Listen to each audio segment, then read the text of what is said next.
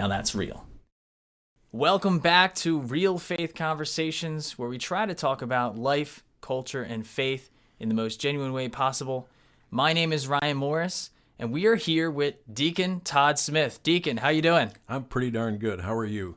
Great.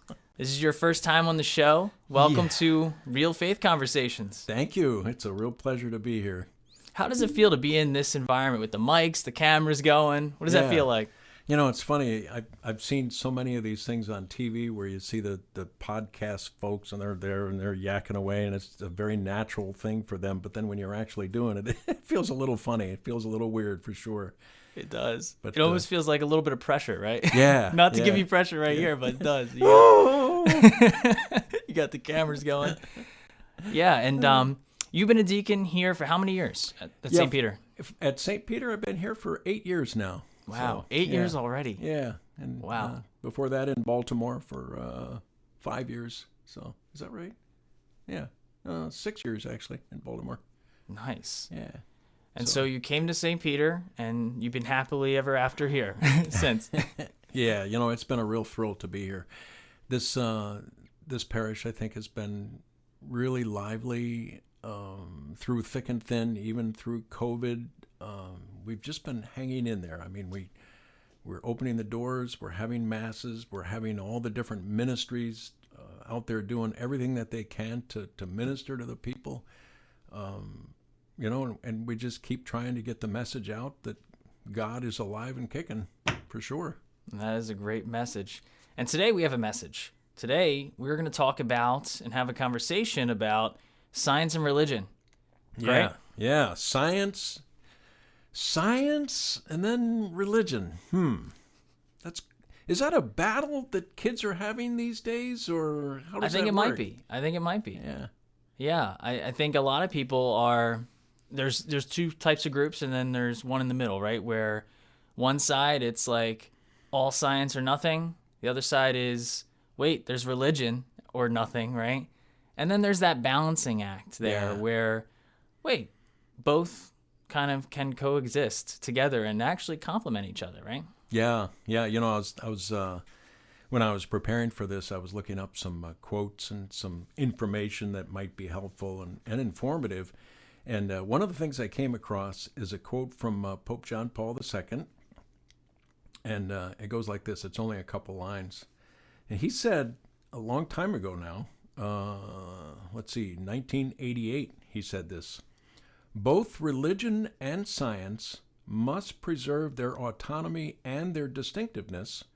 Religion is not founded on science, nor is science an extension of religion. Each should possess its own principles, its pattern of procedures, its diversities of interpretation, and its own conclusions." And I thought that was beautifully, that is just so well said that, you know, science, yes. Religion, yes.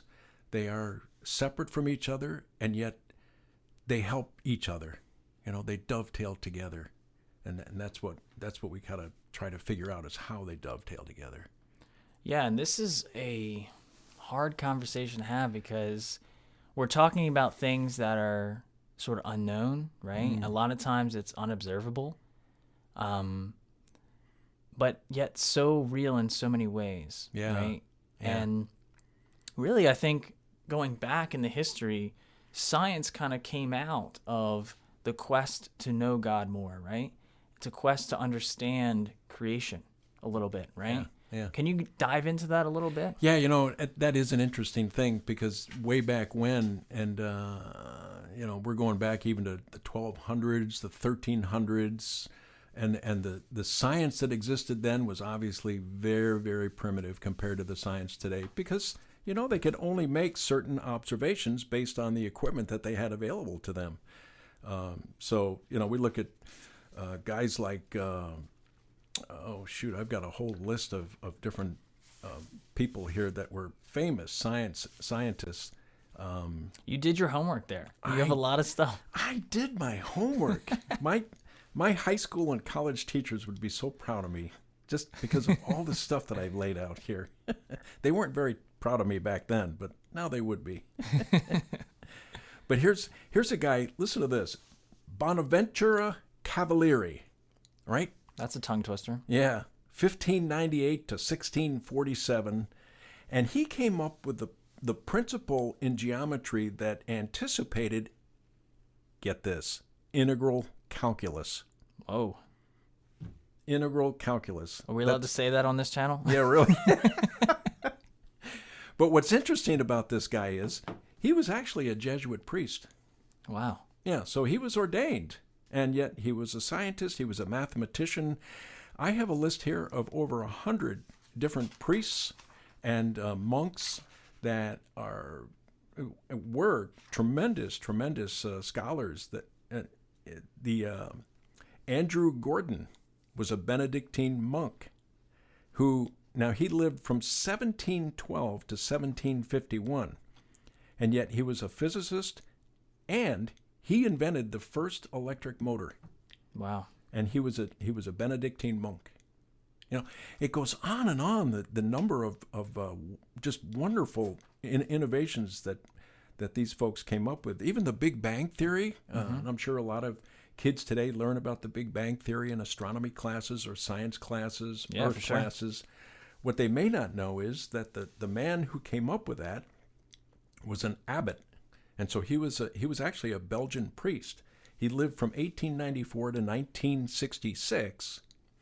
And in his Big Bang Theory, not only did he come up with that theory, but he even said that this was a God-driven thing that happened. In other words, the first cause wasn't just a Big Bang. It wasn't just something that happened because an atom all of a sudden became unsettled and exploded for some reason. It was because God did that.